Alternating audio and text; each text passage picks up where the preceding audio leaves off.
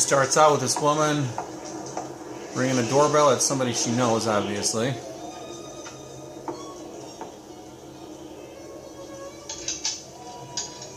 She's supposed to be there for a birthday party.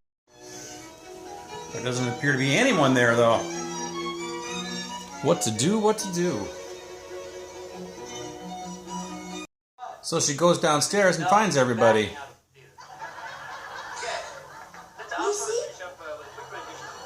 Everybody dead?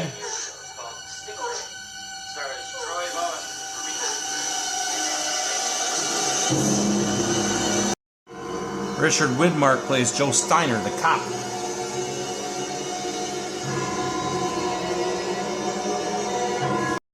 Family's dead, husband is missing.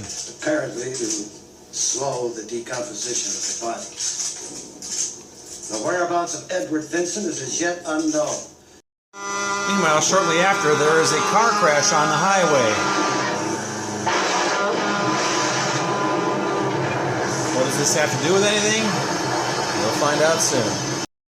There was no wallet, credit cards, or ID on your person, and everything burned at the time of the car wreck.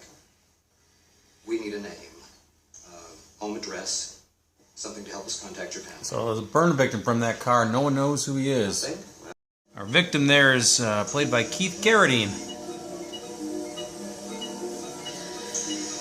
He's looked better.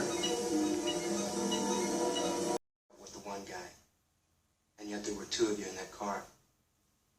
You were thrown clear. The other fellow wasn't as lucky. He was burned beyond recognition. We couldn't tell which one of you was driving. In most situations like that, the killer is operating under some form of paranoid delusion. He may think his family is planning to destroy him, so he strikes out and destroys them first. Or he may decide that by killing them... Kathleen Quinlan plays Chris, the nurse. Since I can't remember. So Keith Carradine suffers from amnesia also. They're calling him Alan. After several surgeries, skin grafts, he's looking normal. You're going to be the first person in the history of this hospital to describe a night at the interns and residence ward as exciting. This is a hotel room where Alan Devlin stayed. Alan Devlin is the one who rented the car that was crashed, so he might be Alan Devlin, but it might not be his real name, so they're seeing if this sparks a memory, which it does not. And the nurse went with him. And a romance is blossoming between Alan and Chris. Chris actually does have a man at the moment, though. That man is Michael Beck. He plays Mike. I'm in love with Alan. I want to make a new life for me and the kids with him. Bullshit! We fast forward 6 years later. Those two are married now. And Richard Widmark is retired, but he gets an anonymous letter showing a picture of Alan Devlin, and he thinks, or he's led to believe that might be Mr. Vincent, our killer. So he goes to investigate. Ed? Beg pardon? Ed Vincent, right? No, I'm sorry. Sure, I'd know you anyway. It's been a long time. You look a little different, but don't we all? None of us are getting any younger. Name Ed Vincent. He comes clean later on. What did Ed Vincent do? Believe me, it's best you don't know. But he's going to tell him and show him pictures. Could be Ed Vincent. If there is that possibility, I can't just walk away. Alan is a fine, decent man. He's a good husband and a loving father. There's not a chance in the world that he could be a criminal. She gets calls calling her Lucy. Hi, honey. Sorry I'm a little late. Things got kind of crazy here, but I'm on my way. Which was Ed's wife. I'm sorry, you have the wrong number. What are you talking about, Lucy? This is me, Ed. Michael Beck, by the way, is also a cop. What's up? Somebody called Chris Devlin last night. Said he was Ed Vincent. Called her Lucy. Alan, that's ridiculous. I mean, there's the one guy in this town who could help me. He just happens to be your ex-lover. Damn it, that's not fair. What are you getting so defensive about? This is a woman getting attacked by a man in a mask. Leather mask. And she gets raped. With a mask about 7 years ago. So it's a different mask. The attacks were the same. There were 5 of them. The first was just kind of a mauling job like the other night, no actual penetration. John Davies said to me before he went to Ohio was he was sure he could prove I'm not Ed Vincent. So why the hell would I want to kill him? The last Another guy thing ended I up told dead. you was something only you heard. Alan, you don't have to prove your innocence. Rape victim number 2. Where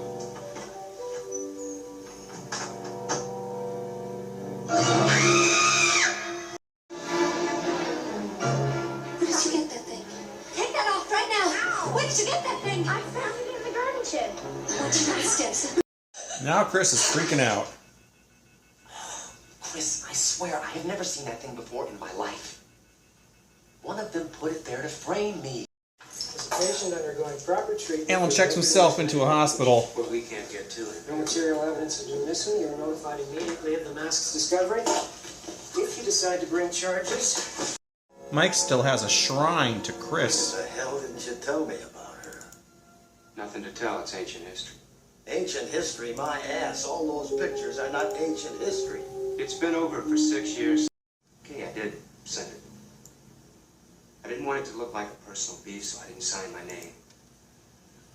But I figured there was a damn good chance it was Devlin. If it turned out I was wrong, I could get you off his back. The anonymous letter No that harm Woodmark done. received. It's stupid to think of They catch the rapist. He's a friggin' copycat, and you know it. Pictures of that mask have been in the paper for weeks. Probably every pervert in the country's got one. Bullshit. They caught him in the act. Mask on, pants off. It was a clipping from the Manchester He goes to paper apologize to Chris. about Alan. Mike sent it. I don't have any proof, but I think Mike planted the mask. Does protecting me include planting evidence and making threatening phone calls? My God, Chris, you know damn well I'd never do anything like that. Anyway, it's a birthday party for one of the kids. And Chris gets attacked. The big reveal, it's Alan. Answer me! Answer me! He really was Ed Vincent. You think I didn't know about you in the eye? Attacks her, she runs to the car, and inside the car is, I believe, the body of Mike. The body of somebody.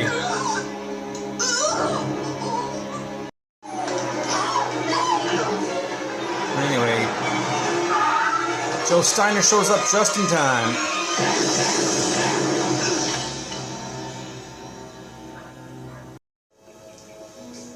You know, the man in the garage wasn't my husband. I married Alan Devlin, and Ed Vincent killed him. Just as surely as he killed his own wife and children. Alright, Schlockmeister fans, we're going to watch a movie that was made for HBO in 1985. It's called Blackout. Let's check it out. Alright, let's talk about this movie called Blackout. Ich hij in Muradar ich hij kranziging. That's German. I don't know what it says, but that's German. Anyway, this is a movie, like I said, made for HBO in 1985. I taped it probably around 1989, 1990 or so. I don't know if I taped it off of HBO or if I rented it and copied it. I don't know. Was it? Yeah, it was available on VHS because I actually own the pre-recorded VHS of this. Not available on DVD in this country. This is a PAL DVD from Germany, clearly. I actually ordered this from a eBay seller in the Netherlands.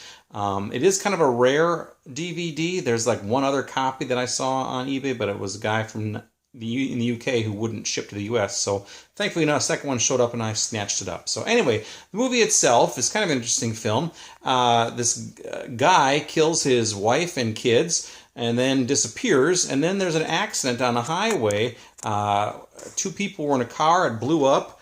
And then they were both burned beyond recognition. One of them died, one of them lived. The one who lived is played by Keith Carradine. He has amnesia, has no memory of the past, and we're led to believe possibly that this might be the killer, but there was no ID on him, so nobody knows who he is. He eventually heals up, falls in love with a nurse played by Kathleen Quinlan, who decides to leave her, I don't know if it's a husband or boyfriend, but they have kids together, who's also a cop, played by Michael Beck. And she ends up hooking up with, they call him Alan. Alan was the person who rented the car that was in the accident. They don't know if this is Alan Devlin or if that was a pseudonym or what. Maybe he was a hitchhiker, who knows? But whatever the case is, he starts a new life, becomes a very successful realtor. Meanwhile, Richard Widmark plays Joe Steiner. He's the cop who investigated the murders years earlier. and he's now retired, but he's still interested in the case. Somebody sends him an anonymous newspaper article showing Alan Devlin, and he thinks, hey, and the hint is that might be our guy. So he decides to investigate, and he's led to believe that maybe this is my killer, Ed Vincent, from years earlier. And I don't want to say he harasses him and Kathleen Clinton and the wife, but suddenly some rapist starts showing up, attacking women, wearing this black mask that you see right there. Eventually he's convinced that Alan Devlin is not the killer, and he decides to go away, but then something sparks his interest, and he goes back to the house. Turns out Alan Devlin is our killer. Briefly, we're led to believe that her ex-husband, her ex-boyfriend, Michael Beck, who plays Mike, may have been the killer, but it wasn't. It actually was Keith Garrity and Alan Devlin, and once his birthday party rolled around for one of the kids, he started to get these weird flashbacks. He became Ed again, and decided he was going to kill Kathleen Quinlan. Joe Steiner, Richard Widmark, shows up just in time, shoots him in the garage, and that's pretty much the end of our movie. So there you go. Anyway, I'd seen this once before. I didn't remember a damn thing about it. It's okay. It is rated R, I guess, if you can rate movies on HBO. No nudity. There is some violence in it, obviously. Not to be confused with another movie called Blackout, which came out in 1988, which I also have. I'll be reviewing that at some point in the future. And not to be confused with the movie Blackout from 1977, which incidentally starred Robert Carradine, brother of Keith. So, and that's on Blu-ray, actually, a recent Blu-ray release. Anyway, check it out. Let me know if anybody else has seen this thing. If there's a link on Amazon for it, I'll put it down below to get this thing. Again, it's kind of scarce, so snatch it up if you see it. It's called Blackout. Let me know what you think about it. Leave some comments down below. Watch it. Bye.